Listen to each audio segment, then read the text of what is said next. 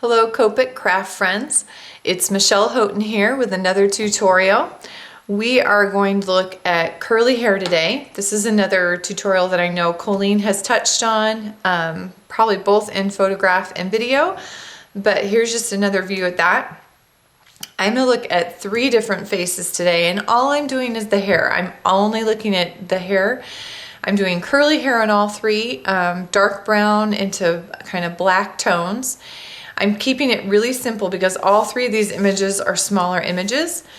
They are all digital images by Mo's Digital Pencils. So if you're interested in any of these, that's where you can find these. And I will, as always, try to at least give her link or the Mo's Digital Pencil link so that you can locate the site if nothing else.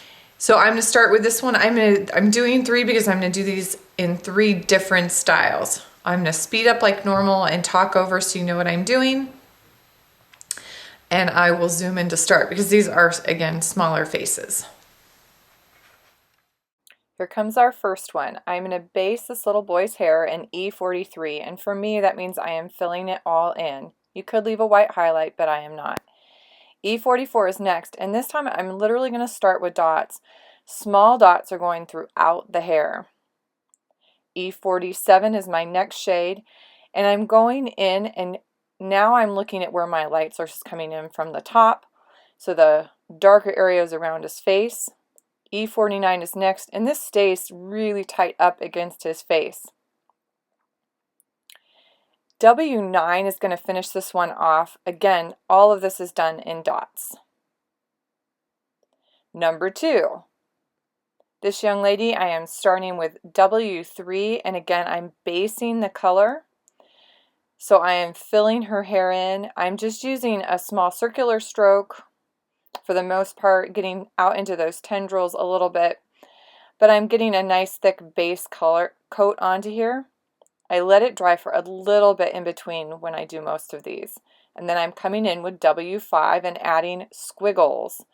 And it truly just is a loose scribbly stroke. I'm using the tip of my brush, and so it's very small and tight. I'm going to show you out to the side what that looks like. And I do this throughout her hair with my first color. W7 is next. And again, now I'm going to start looking at where my highlight happens, which is at the top of her head. So I'll put a few squiggles out there, but just a few. W9 comes next. Thicker out around her face and the bottom edge of her hair, still in that scribbly squiggle stroke, little tiny chunks out at the top of her head. C9 is actually going to finish me off, and that's going to cool it down and make it look a little more black. Number 3, this time we're going to combine those techniques. I'm going to start with C3 this time and base my hair in that. Getting all throughout the hair, the little ponytail as well. C5 is next, and this time I'm going to start with some little squiggles around the base, so her neck and the bottom of the ponytail, and then as I go through the top of her head, I'm going to go into dots and spread those dots out as I get a little bit closer to the top. C7 is next, again squiggles at the base of her neck and the base of the ponytail, but then dots kind of spread out as they get close to the highlighted area of her head, the top of her head and the top edge of her ponytail. C9 squiggles come in at the bottom edge and some dots, and they may not reach all the way to the top at this point. They're spreading out just to darken that edge. Here's a look at all 3. So 3 techniques for curly hair. This Thursday there will be a photo tutorial of these exact same 3 images. If you do better with kind of stills and step-by-step, these 3 images, and then I added just some skin tone on their faces. I felt like that finished them up. You kind of probably saw one slide through, but the same 3 images.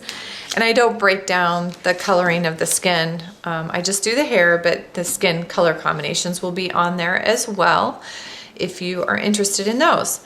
Thank you for joining me as always, and I hope you have a happy, colorful week.